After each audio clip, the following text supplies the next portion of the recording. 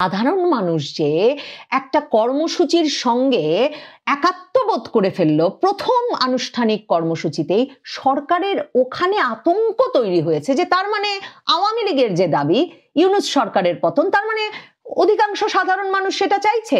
তার মানে আওয়ামী লীগ শুধু দল সংগঠিত করে ফেলে নাই, শেখ হাসিনার আওয়ামী লীগ তার মানে সমর্থকদেরও সংগঠিত করে ফেলেছে এই 1 বছরের কিছু বেশি সময়ের মধ্যে।